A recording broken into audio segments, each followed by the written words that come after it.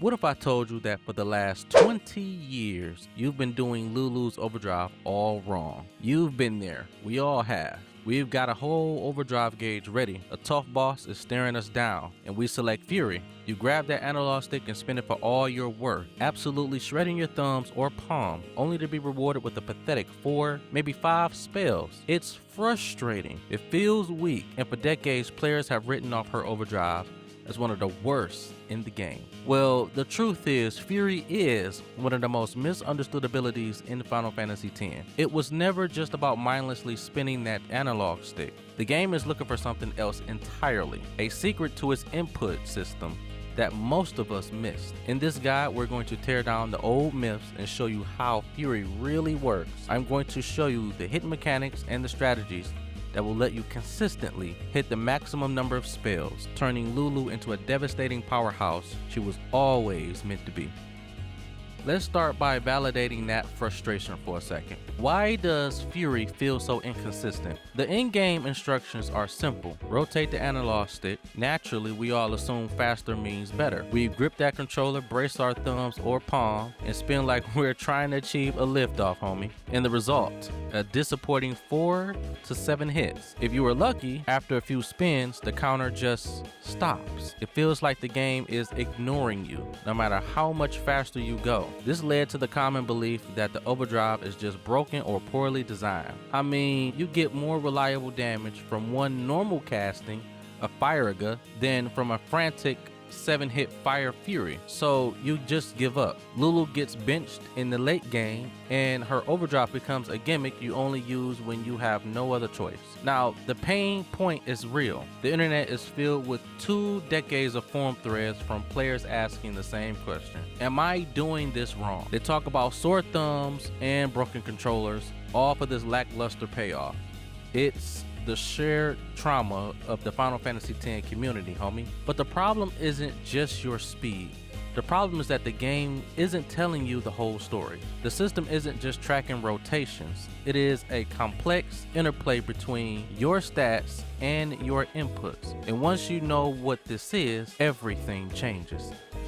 Alright, this is the most important part of the guide, so let's kill the biggest myths right now. Lulu's Fury has a complex relationship with speed, and it's hugely dependent on her magic stat. The game's logic requires a specific number of analog stick rotations for each spell cast. However, how much you need to rotate gets harder as you go. A successful rotation might even require a 720 degrees, which is 2 full circles of that analog stick, for a single cast to register. This is where Lulu's magic stat becomes absolutely critical. A high magic stat will significantly reduce the number of rotations required for each spell, making it far easier to get more casts. For an example, with low magic, you might only get 7 casts of Fire Fury, but with maxed out magic, which is 255, you can hit the cap of 16. Now let's talk about the properties real quick of the spells themselves. Each spell cast during Fury is weaker than the normal cast. For instance,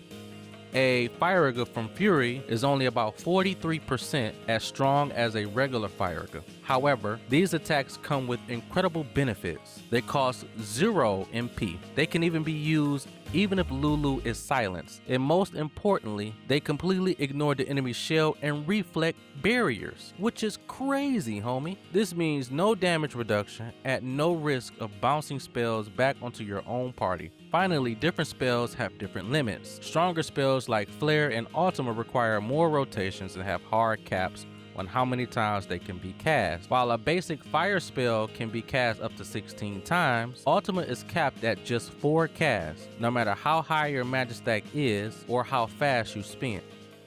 Okay, now that you can hit high numbers, the next step is knowing which spell to choose. Let's start with the basics. Lower tier elemental spells like Fire, Water, Thunder, and Blizzard are your best friends for Fury. They have the highest potential hit count of 16 and are the easiest to chain. Against an enemy with the elemental weakness, a 12-hit Fire Fury will absolutely demolish the damage from a 4-hit Flare Fury. Now, the Aga spells like FFX are a great middle ground.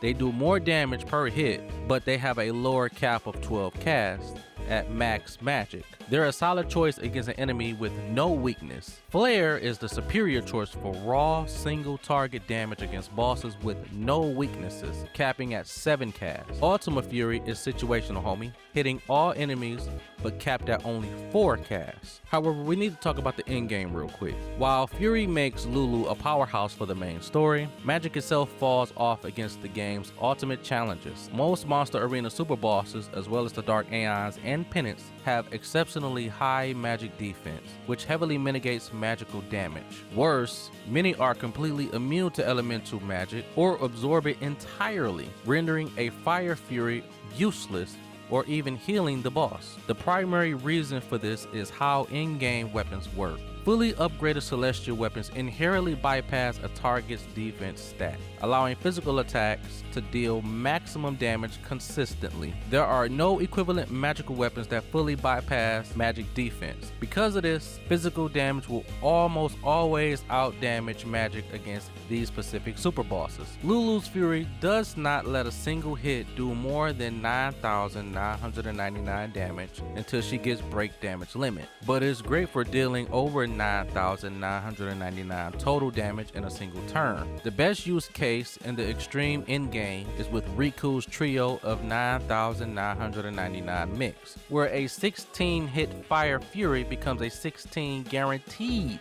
hits of 9,999 damage, bypassing the magic defense problem entirely, homie. While damage spells get all the glory, Lulu's Fury can also be used with her other black magic spells, giving her strategic utility even when raw damage isn't the best option. Let's start with Bio. A multicast Bio Fury, which can hit up to 12 times, is a great way to ensure the powerful poison attack sticks to a boss. Next is Demi. Each cast of Demi Fury takes off at 12% of the enemy's current HP and can be cast up to 12 times. Against super bosses with millions of health, this is an incredibly efficient way to shave off huge chunks of their HP at the start of the fight, bypassing their high defense. Just make sure that that enemy is vulnerable to Demi. Then there's Drain Fury. Each cast damages an enemy and heals Lulu. With a cap of 16 casts, this can be a lifesaver if Lulu is low on health, turning her overdrive into a great survival tool while still dealing damage. Finally, we have Asmos Fury, which is the ability to absorb MP. Each hit drains MP from the enemy and gives it to Lulu. Like Drain, this can be hit up to 16 times. If your party is running on empty and you don't want to use an ether, and Asmos Fury can be a last-ditch effort to get Lulu's magic back online. These utility spells show how versatile Fury can be. It's not just about raw damage, homie. You can use it for status effects, health-based damage, or resource management, proving Lulu is more, far more than just a magical cannon. So there you have it, homie. The secret to mastering Lulu's Fury was never just about speed. It's about understanding the deep mechanics, the relationship between rotations and your magic stat, the unique properties of Fury spells, and the specific caps for each type of magic. It's about knowing when a 16-hit fire is better than a 4-hit Ultima. For years, this overdrive has been misunderstood. It's not the worst in the game, it's one of the most technical and rewarding for the vast majority of your journey in the game. It asks far more from you than a simple button press, but the payoff is huge, homie. You now got the knowledge, bro, to turn Lulu from a decent mage into a situational, strategic powerhouse. If this guy helped you finally master Lulu's Fury, do a brother a favor and hit that like button and subscribe to the channel for more deep dives into your hidden corners of Final Fantasy X. Now, I want to hear from you, homie. Go raise Lulu's magic stat, put these strategies to the test, and come back and let a brother know in the comments. What's your new highest count in the game? It is time to put those old frustrations to rest and unleash the fury that Lulu is OP using. This is Retro from the Retro Era. Peace out. Happy gaming.